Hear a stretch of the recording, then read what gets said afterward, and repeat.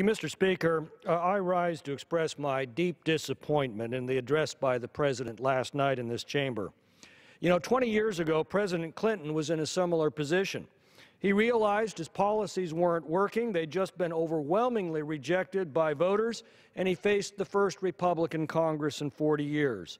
So in his State of the Union message 20 years ago, President Clinton changed course, proclaiming the era of big government is over.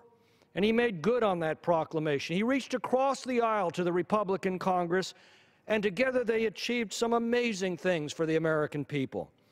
Together they reduced the federal spending by a remarkable 4% of GDP. They reformed entitlement spending, in Bill Clinton's words, ending welfare as we know it. They approved what amounted to the biggest capital gains tax cut in American history. They produced the only 4 balanced budgets that we've seen in 50 years. And the economy blossomed. We enjoyed one of the longest periods of economic expansion in our nation's history. Now, it wasn't a bipartisan love fest. They clashed bitterly on matters great and small.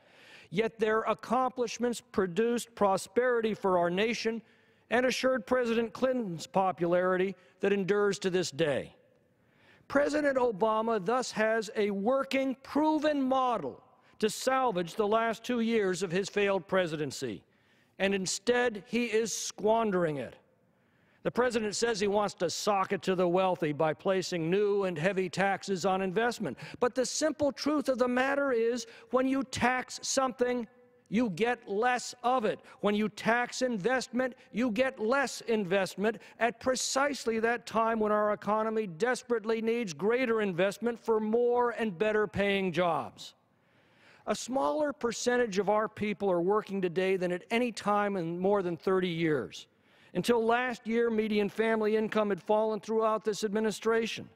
The American people don't want more government handouts. They need more jobs, they need better jobs, and that means more investment, not less.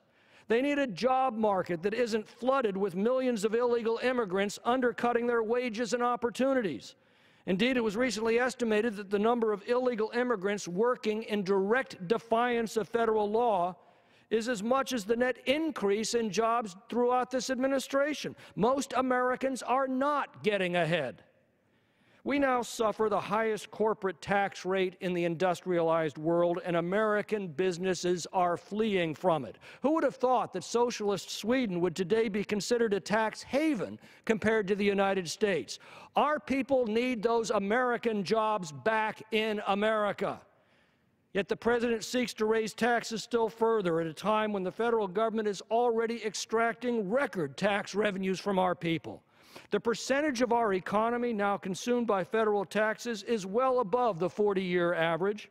Our economic problems are not the fault of taxpayers for not paying enough taxes. The president says he wants to help the middle class.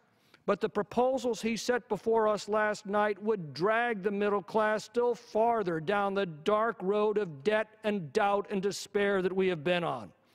If higher taxes and more burdensome regulations were the path to prosperity, we should be enjoying a new economic golden age today. If higher government spending and soak-the-rich policies were the antidote to income inequality, we should today be enjoying an egalitarian paradise. The reality is these policies have never worked. They have suppressed what should have been a robust economic recovery.